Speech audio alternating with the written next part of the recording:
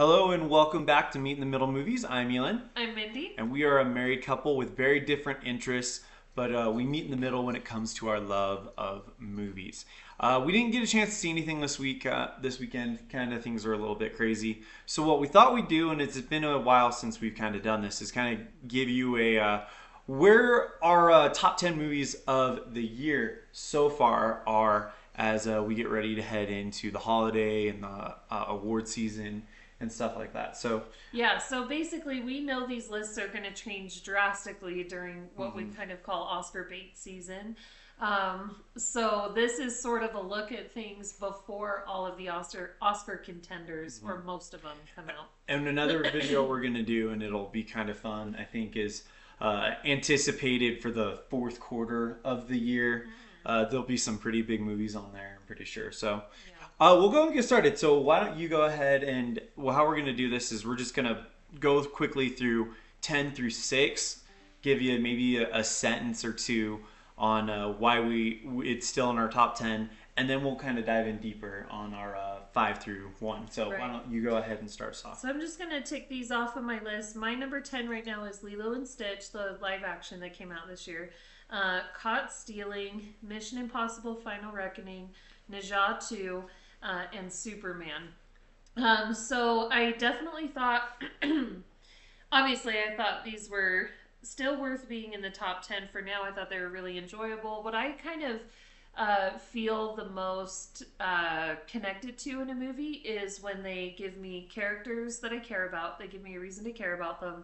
Obviously, you know, the acting is up to par, I guess. I don't know. Okay. Like that's sort of one of the top things for me that'll draw me in. The writing has to not be too cringy, in my opinion, that kind of thing. I am less concerned about visual effects, special effects, that kind of thing. But I will say one of the things on the list, my number 7 right now, actually blew it out of the water with their visual effects so much that I had to put it in my top 10. And you're talking about it too, but what I'm talking about there is Naja 2. So we caught up a little late to the game on Naja 1 because we heard good things, and then we went and saw Naja 2 like that day, I think. And it was just stunning. It was beautiful. For me, some of it, storyline wise, was a little disjointed. The plot was a little disjointed. So like I said, more often than not, I usually feel like those other things I ticked off the list are the most important to me, but that one was so stunning it had to be in my top 10. Everything else from 10 through 6 there, checked those things off of the list for me. Awesome. And my 10 through 6 is The Amateur, Mission Impossible Final Reckoning, F1, K-Pop Demon Hunters, and Fantastic Four First Steps. And all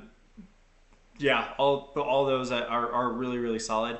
I actually will be surprised if they're on my list at the end of the year with what's coming up. And again, another video talking about what's coming up.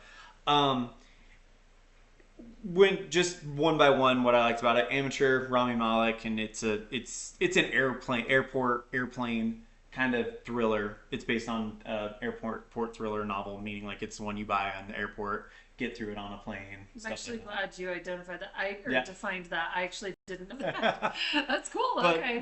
That's what it's called. That's called that. A lot of people called Conclave that as well. Oh, okay. So it's based on a book, which is an airport thriller novel. Like you go buy it in the airport, bust through it on your flight, you're good to go. Mission Impossible Final Reckoning, really good way to kind of end that whole deal.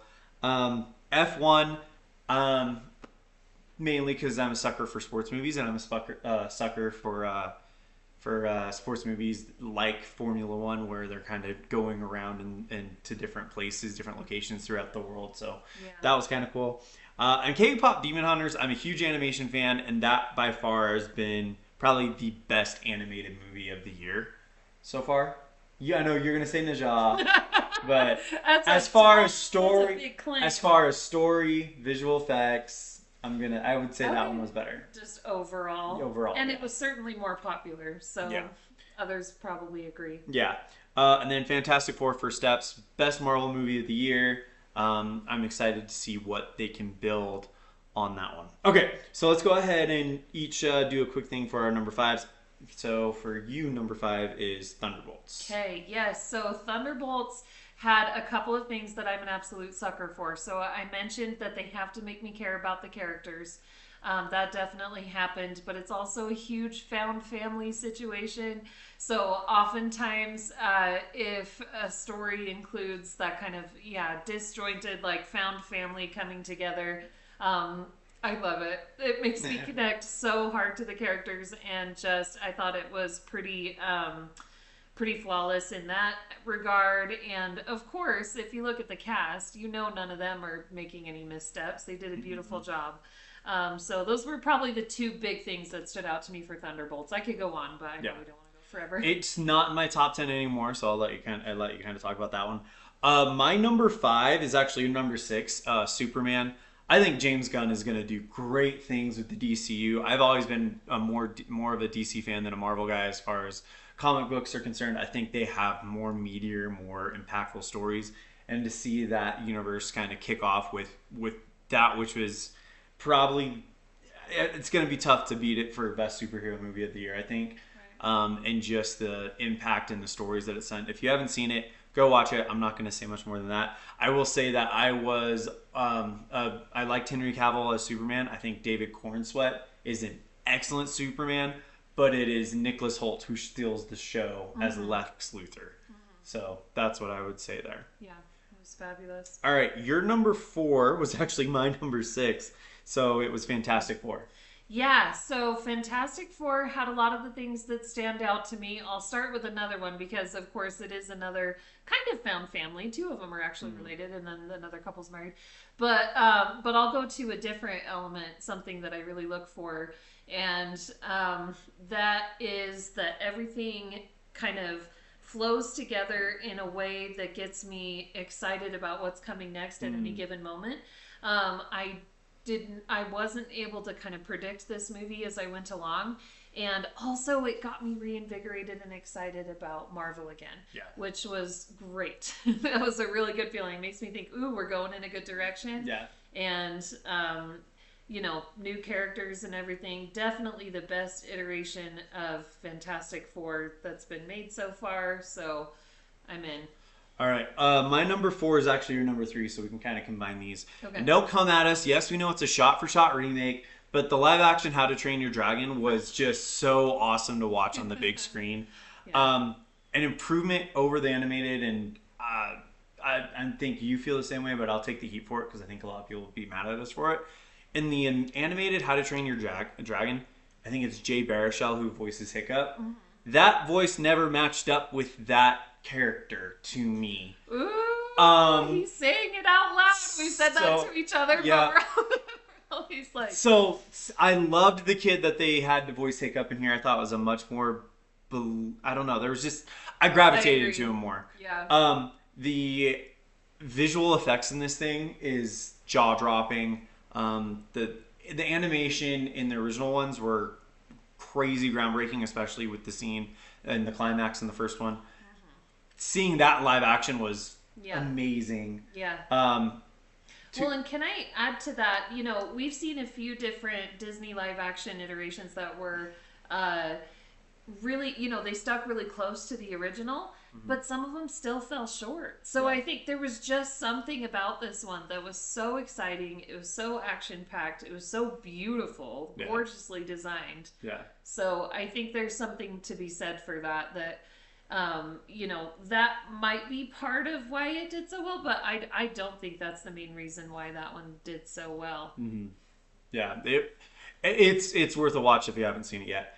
All right, so this is where it gets interesting because my number three is your number one, and your number two is my number one. Anyway, we'll get them all confused. So go ahead. So let's go ahead and all right. So my number three is The Accountant 2.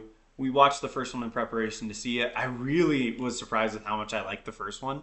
And the second one was just one of the most fun times I had in the movie theater all year. Like, just absolutely...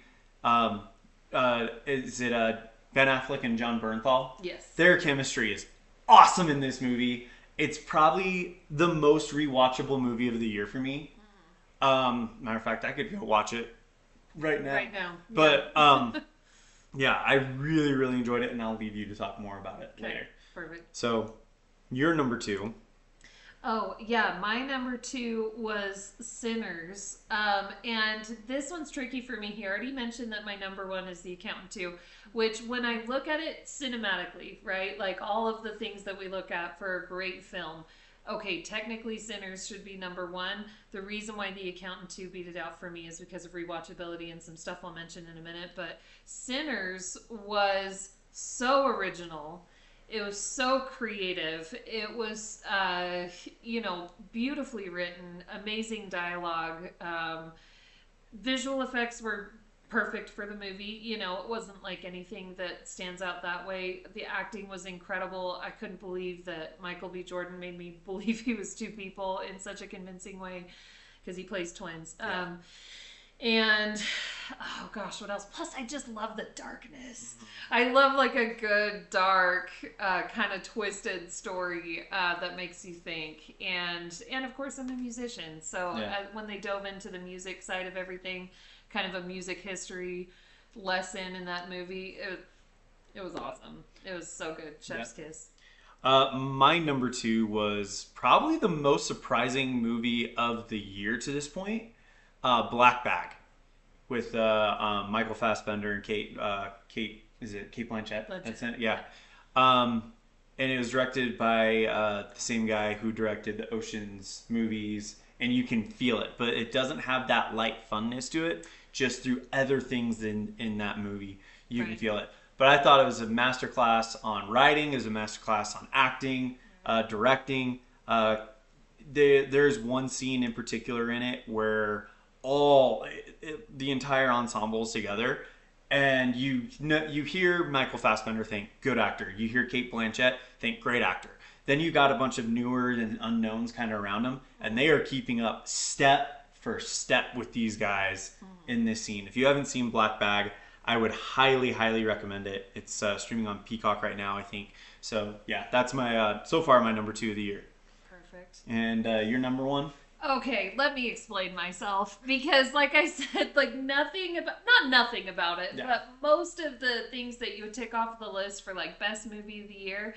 Okay, cinematically, I understand this is not going to be an Oscars contender. This is not going to be, and we do have a few different lists we each put together where we're like, here's what we think the awards contenders are going to be versus our personal top 10, that kind of thing. This had the most rewatchability for me. Characters that I loved, great execution, She's interesting talking about story. Accountant 2, by the way. I am. I think we already covered that. Accountant 2 is my number 1. And there was something about it that reminded me of when I was a kid and I was watching like 90s and early 2000s action films. There's just something about it that like took me right back there, and I think it also has to do with the brand of banter between Ben Affleck and John Bernthal, their characters in this. Something about the writing, something about the execution felt kind of, I don't know, it just took me back there. I'm trying to think of movies I can kind of compare it to, and of course I'm drawing a blank right now, but it had that flair in some way or another, and that to me was just like, they touched my heart with that. Like, I'm going to watch this movie so much. It felt like one of those 90s buddy cop movies. Yes. Without being them cops, obviously. They're on the other side of things. But it was... so much heart. Yeah, and it was... so much heart. Yeah. I love it. It was really... I agree. Like I said, it's probably the most rewatchable movie of the year. My number 1, Sinners. And what's funny was when the trailer... Every weekend we watch the Rotten Tomatoes trailer videos where it combines all the trailers together to see stuff. And when that trailer came out, you were like, I want to see that. Yeah. And I was like, oh, okay. We went and saw this thing, and about 30 minutes in, I remember thinking to myself, okay, it's not often you get the feeling during a particular scene that a lot of people were talking about in the moment. It's not often you think to yourself, oh my gosh, I'm watching something legendary for the first time. A movie that's kind of making history. Yeah, and that was the feeling I had from about the 30-minute mark on in Sinners. This thing is going to be a major Oscar contender. I think it's going to be in play for music. I think it's going to be in play for screenplay. I think it's going to be in play for writing. I think it's maybe in play for best original song. It's been kind of a weak year, but we still haven't seen what animated stuff is going to come out with True. yet. Yeah. I think K-pop Demon Hunters is already in play for best Oh, original yeah. song. It's But gotta be. if I had my way, it would be up for multiple acting nominations, not just Michael B. Jordan. Ryan Coogler for best director. This thing is going to be a massive Oscar Yeah. player, I think. Judging from movies that still haven't come out, which, by the way, one of them we're seeing next week. We'll talk about that in a minute. It could fall a little bit lower on the list, but as it sits right now in September, this is, mark my words, this is going to be one that they are talking about. Come Yeah. award season. Agreed. And I remember, It's so good, guys. I remember walking out of there thinking, I have not felt this way after walking out of a movie since Oppenheimer. I didn't feel this way all year last year. I didn't feel that way. It's very rare, and it feels like one of those, like, that is like a I liked it all-time. better than Oppenheimer. Really? Yeah. That was like an all-time great movie in my opinion. So Yeah. those are our list of what is coming, or what we've seen so far. Yes. Again, like any other list, it's not perfect. You're not going to agree with everything we said. You may agree with none of what we said. But it also taking into fact of the movies we've seen. We didn't see Weapons. We didn't see some other ones that have been making a lot of news lately. But yeah, so that's where we're at. And then I can't wait to put together the list for anticipated ones for the rest of the year. I think there's going to be some fun ones on that. That's where we're going to dive into some of those awards contenders for the most part. Honestly, like you said, Sinners might already be one, but yeah, we're going to kind of get into our anticipateds, and then as we go, we'll let you know what we think is worth seeing. Yeah, so. absolutely. Well, and when we have a new movie review for you next week, next weekend we're going to see One Battle After Another. That is the Paul Thomas Anderson, Leo DiCaprio film. Speaking of Oscar contenders, you know that's probably going to be in contention. It's got the right names for Yeah, it. For so, sure, so we're going to check that out. Went a little bit long this time. We tried to keep these under 10 minutes and we failed pretty bad. We did, but at least, I mean, we had to cover 20 items basically. So. All right, thank you guys so much. Next week, One Battle After Another review up, and at some point we'll also get that most anticipated list out. So I'm excited for that. Thank you so much, and thanks for tuning in to Meet in the Middle Movies. I'm Elan. I'm Mindee. Wow. I'm Elan. I'm Mindee. And we'll see you next time.